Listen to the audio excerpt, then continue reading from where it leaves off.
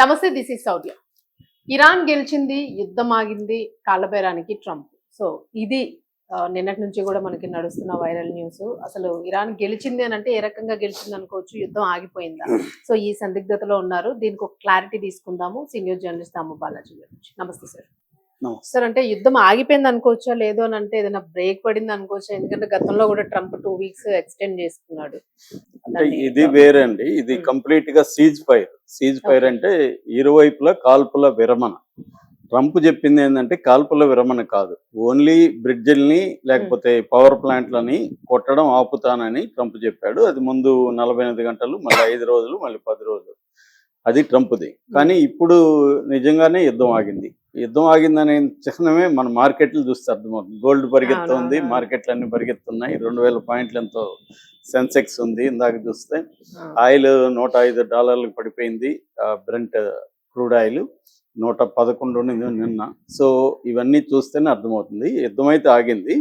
అయితే ఎలా ఆగింది? ట్రంప్ ఎందుకు కాళ్ళబేరానికి వచ్చాడు? ఎందుకు వచ్చాడు అంటే ట్రంప్ ఎందుకు వచ్చాడని నేను అంటున్నానంటే, ట్రంప్ ఇచ్చిన మెసేజ్ చూస్తేనే తెలుస్తుంది. అంతకుముందు మెసేజ్లు చూస్తే చాలా పీక్ లో రెచ్చిపోయాడు. ఇప్పటి వరకు ఏ అమెరికన్ ప్రెసిడెంట్ కూడా ఈ స్థాయిలో బెదిరింపులకి పాల్గొనలేదు, ఈ భాష వాడలేదు. ఫస్ట్ బూతులు వాడాడు, వాళ్ళని బాస్టర్డ్స్ అన్నాడు, ఇరాన్ ప్రజలనంతా ఈవిల్ ఫెలోస్ అన్నాడు, ఈవిల్ సామ్రాజ్యం అన్నాడు. తర్వాత నాగరికతనే నాశనం చేసేస్తానన్నాడు. ఈ మాట ఇప్పటి వరకు ఏ దేశాధ్యక్షుడు కూడా చెప్పుండరు. ఒక దేశ నాగరికత, అందులో అమెరికా నాగరికత ఎంత 250 సంవత్సరాలు, ఇరాన్ నాగరికత అంటే పర్షియన్ నాగరికత 6000 సంవత్సరాలు. 6000 సంవత్సరాల నాగరికతను 250 సంవత్సరాలు అమెరికా నాశనం చేస్తుందంటే అతనికి మరి కనీసం బొటనవేళ్ళు బుద్ధి ఉన్నా కూడా ఆ మాట అనడు. బొటనవేళ్ళు కూడా మైండ్ లేదు, ఇతనికి దొబ్బింది అనేది ప్రపంచం అంతా చేస్తుంది. సో ఆ స్థాయికి వెళ్ళినోడు సడన్ గా కాళ్ళబేరం. అందుకనే ట్రంప్ ని టాకో అంటారు. టాకో అంటే ట్రంప్ ఆల్వేస్ చికెన్స్ అవుట్, అంటే బాగా ఉరిమి సైలెంట్ అయిపోతాడు. అట్లాంటి క్యాండిడేట్ ట్రంప్ అని ముందే చెప్పారు చాలా మంది. త్రితా పార్స్ అని ఒక ఇరానియన్ అమెరికన్ మేధావి ఉన్నాడు. ఆయన కరెక్ట్ గా చెప్పాడు, ఇంత రెచ్చిపోతున్నాడు ట్రంప్ అంటే ఖచ్చితంగా తగ్గిపోతాడు, కాళ్ళబేరానికి వస్తాడు, యుద్ధం రాదు అని నిన్న చెప్పాడు ఆయన. అది ఎవరు నమ్మలేదు. కానీ ఈ రోజు మార్నింగ్ ఆయనతో మళ్ళీ ఇంటర్వ్యూలు చేశారు. కరెక్ట్ గా ఆయన చెప్పిందే జరిగింది. ఎందుకంటే ఆయన ట్రంప్ ని క్లోజ్ గా అబ్జర్వ్ చేస్తున్నాడు, ఇరాన్ మీద కూడా పుస్తకాలు రాసిన వ్యక్తి అనమాట ఆయన. సో ట్రంప్ ఉన్న నైజమే అది. అతను ఎప్పుడు ఓడిపోతాడు అనుకుంటే అప్పుడు ఎక్కువ బెదిరిస్తాడు. ఎక్కువ బెదిరించి ఇంకా మన వల్ల కాదనుకున్నప్పుడు సడన్ గా కాళ్ళబేరానికి వస్తాడు. అది అతని పద్ధతి.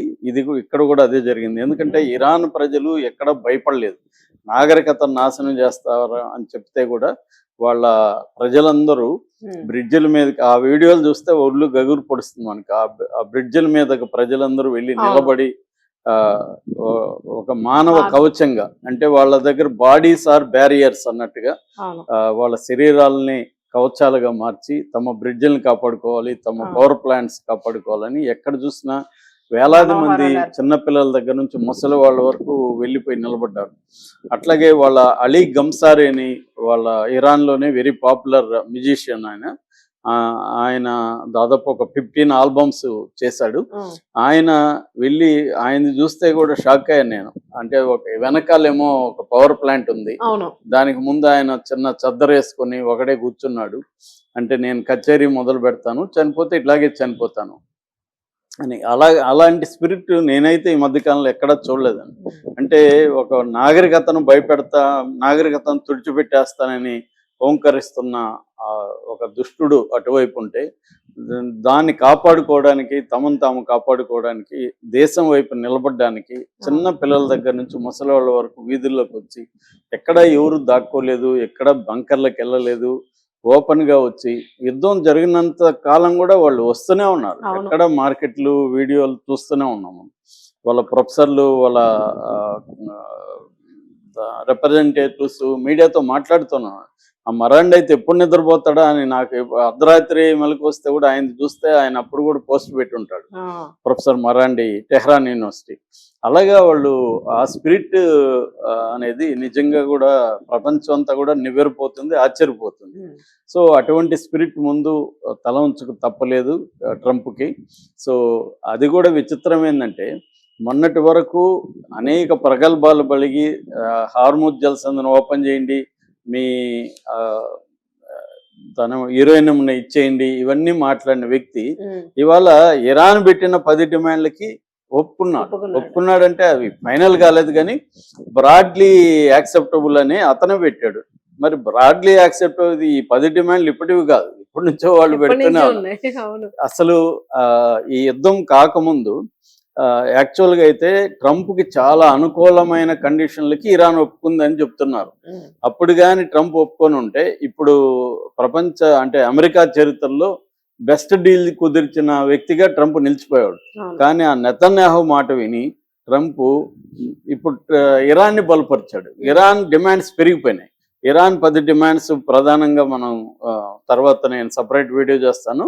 అంటే హార్ముజ్ జలసంధిని ఇప్పుడు టెంపరీ వదులుతున్నాము కానీ పర్మనెంట్గా దాని మీద మాదే కంట్రోల్ ఉంటుంది అని చెప్తున్నారు. అంతకుముందు అసలు ఫ్రీగా ఉన్నింది, ఇప్పుడు ఇరాన్ కంట్రోల్లోకి వెళ్ళింది. అంటే ఇప్పుడు ఏమైపోయిందంటే ట్రంప్ బెదిరింపులకి ఇరాన్ భయపడకుండా 40 రోజుల పాటు గట్టిగా యుద్ధం చేయడం వల్ల ఇరాన్కి బలం పెరిగిపోయింది. ప్రపంచవ్యాప్తంగా కూడా ఇరాన్కి మద్దతు వచ్చింది. ఒక రకంగా అసహించుకున్నారు అమెరికాని కానీ ట్రంప్ని కానీ. ట్రంప్ చావుని కోరుకున్నారు. యాక్చువల్గా ఇరాన్ వాళ్ళు ట్రంప్ చావును కోరుకున్నారని, అమెరికా చావును కోరుకున్నారని ట్రంప్ పదే చెప్పేవాడు. ఇవాళ ప్రపంచం అంతా ట్రంప్ చావును కోరుకున్నారు. మన దీంట్లో కూడా ట్రంప్ చనిపోయాడంటే విపరీతంగా వీడియోలు చూస్తున్నారు జనం. అంటే ఎక్కడ పోయినా వీధుల్లో కానీ టీ షాపుల దగ్గర కానీ ఆ ట్రంప్ గారు చేస్తే బాగును అన్న ఇది వచ్చేసింది. ఎందుకు ఇంత స్థాయిలో అసహ్యాన్ని, హేట్రెడ్ని, ఒక చావుని కోరుకునే స్థాయికి ట్రంప్ వెళ్ళాడు అనేది మనకు అందరికీ తెలుసు. ఒక మామూలు వాళ్ళ పార్టీకి వాళ్ళు ఉంటున్న ఇరాన్ మీదకి నెతన్యాహు కోసం వెళ్ళి వాళ్ళ ప్రజలను చంపి వాళ్ళ అనేక దాదాపు 100 యూనివర్సిటీలని నాశనం చేశారు. ఆ 100 యూనివర్సిటీలు అంటే దాని వెనక ఎంతో కృషి, ఎన్నో దశాబ్దాల కృషి ఉంటది. ఆ నాలెడ్జి పోగుపడి ఉంటది. ఒక నాలెడ్జ్ పోగుపడడానికి ఎన్నో శతాబ్దాలు పడుతుంది. దాన్ని ఒక బాంబుతో తుడిచిపెట్టేశారు. ఇక పిల్లల్ని చంపడం, స్కూళ్ళు, కాలేజీలు వీటి మీద వేసి పిల్లల్ని, స్టూడెంట్లని, డాక్టర్లని, ఇలాగా వాళ్ళు ఎంతో ప్రజలు ఎంతో కష్టపడి డెవలప్ చేసుకున్న సిస్టమ్స్ అన్నిటినీ కొట్టేయడం అనేది ఖచ్చితంగా అసహించుకోవాల్సిన విషయమే. పైగా ఏమీ కారణం లేదు, ఓన్లీ ఇజ్రాయెల్ తను ఎక్స్టెండ్ కావాలి, దానికి అడ్డుగా ఇరాన్ ఉందనే తప్ప ఇరాన్ దగ్గర న్యూక్లియర్ వెపన్ లేదు. విచిత్రం ఏమంటే న్యూక్లియర్ వెపన్ లేని ఇరాన్ మీద న్యూక్లియర్ వెపన్ ఉన్న 2 దేశాలు దాడి చేసి న్యూక్లియర్ వెపన్ వద్దని చెప్పడం. న్యూక్లియర్ ఇంతకంటే విషాదం ఉండదు. అంటే ఇది ట్రంప్కి అవమానకరంగా ఇప్పుడు జరిగింది. ఇప్పుడు డీల్ కంప్లీట్ గా ట్రంప్కి అవమానకరంగానే ఉంటది. ఎందుకంటే ఇరాన్ తగ్గదు. ఇరాన్ క్లియర్ గా వాళ్ళ సుప్రీం నేషనల్ కౌన్సిల్ ఒక ప్రకటన చేసింది, మా వేళ్ళు ట్రిగర్ మీదే ఉన్నాయి, అంటే మేమేమి విరమించట్లేదు యుద్ధాన్ని, మా అనుకూలంగా లేకపోతే మళ్ళీ మేము వేళ్ళు ముందుకు వస్తాయి, వేళ్ళు నొక్కుతాయి, ట్రిగర్ నొక్కుతాయి, రెడీగానే ఉన్నాం అనేది వాళ్ళు ఇచ్చారు. ఇప్పటికి అంటే ఈ మొత్తం ఎపిసోడ్ లో మనకు అర్థమైంది ఏమంటే, నువ్వు శత్రువు ఎంత గొప్పోడైనా, ఎంత పెద్దోడైనా, నువ్వు బలంగా నిలబడి ప్రాణాలకు తెగించి పోరాడితే ఖచ్చితంగా అంతిమవిజయం నీదే అన్న ఒక చరిత్ర అనేక సార్లు ప్రూవ్ అయింది. అది ఇప్పుడు మన కళ్ళ ముందు ఇక్కడ ప్రూవ్ చేసింది ఇరాన్. అంటే నిజంగా ఇరాన్ బలహీనంగా ఉంది. యాక్చువల్గా 1979 నుంచి ఇరాన్ మీద ఆంక్షలు ఉన్నాయి.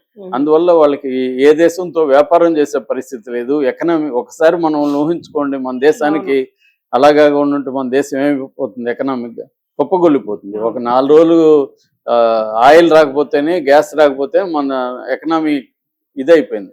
అట్లాంటిది మొత్తం ప్రపంచవ్యాప్తంగా ట్రేడ్, వ్యాపారాలు, వాణిజ్యం అన్ని రకాలు స్పందించి పోతే అయినా కూడా 47 ఏళ్ళుగా దేశం నిలబడింది, డెవలప్ అయింది.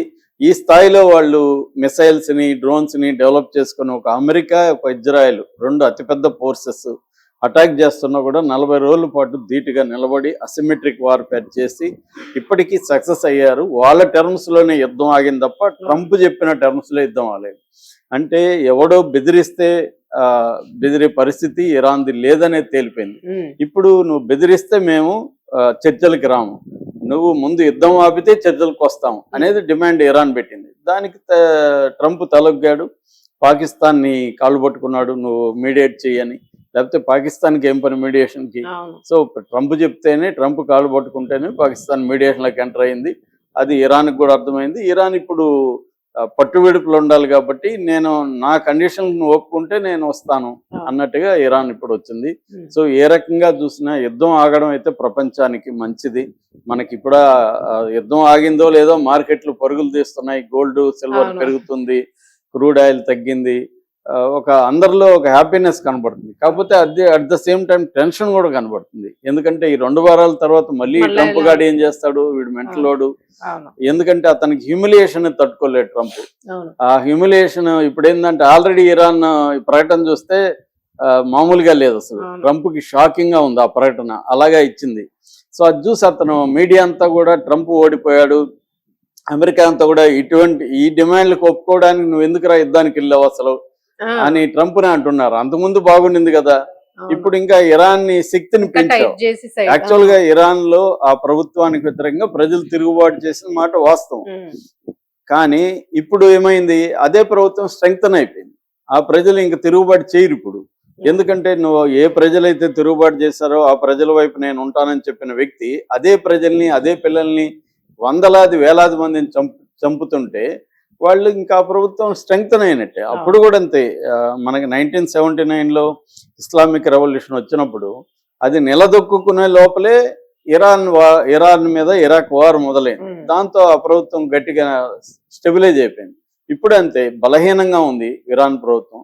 దాన్ని స్ట్రెంగ్తన్ చేశాడు ట్రంప్ వచ్చి. అంటే ఐరన్ అంటారు దీన్ని, అంటే గోల్ ఒకటి ఆపోజిట్ లో వెళ్ళింది. సో ఒక రకంగా ట్రంప్ ఇరాన్కి మేలే చేశాడు, ఇరాన్ ప్రభుత్వానికి మేలు చేశాడు. ఇరాన్ మరింత స్ట్రెంగ్తన్ అయింది. మొత్తం మిడిల్ ఈస్ట్ లో ఇప్పుడు, మిడిల్ ఈస్ట్ లోనే కాదు ప్రపంచంలోనే ఇరాన్ లాగా ఉండాలరా, ఇరాన్ ను చూసి నేర్చుకోండి అన్న స్థాయిలో వ్యక్తిగతంగా కావచ్చు, ప్రభుత్వాల పరంగా కావచ్చు, ఒక ఆదర్శం లాగా అయిపోయింది ఇరాన్. లేకపోతే ఇరాన్ ఇంత ఇదిగా ఎవరికి తెలిసేది కాదు. సో ఒక రకంగా ట్రంప్ అతను మెంటల్ లాగాడా ఇంకోటి పక్కన పెడితే ఇరాన్కి మాత్రం ట్రంప్ వల్ల ఫైనల్ గా మేలు జరిగింది. ఎందుకంటే అంతకు ముందు అంత ఆయిల్ అమ్ముకునే మనం, ఫర్ ఎగ్జాంపుల్ 7 ఏళ్ళుగా ఆయిల్ కొనట్లే. ఇప్పుడు మొన్న ఒక షిప్ వచ్చింది మనకి, ఆయిల్ గ్యాస్ అక్కడి నుంచి కొంటున్నాం మనం ఇరాన్ నుంచి. ఇరాన్ బీభత్సంగా డబ్బులు సంపాదిస్తుంది ఇప్పుడు. ఆ రకంగా ఇరాన్ అన్ని రకాలుగా ఇరాన్ ని బలపరచడం అనేది ట్రంప్ చేశాడు. కాకపోతే ఇతనికి మళ్ళీ మెంటల్ ఎక్కి మళ్ళీ చేస్తే మళ్ళీ దెబ్బ పడుతుంది, ఇరాన్ మళ్ళీ కొడుతుంది. ఎందుకంటే వాళ్ళ దగ్గర వాళ్ళు ట్రిగర్ మీద ఉన్నాయి వాళ్ళ వీళ్ళు. నమ్మరు కదా సార్, ఫస్ట్ నమ్మరు. Thank you.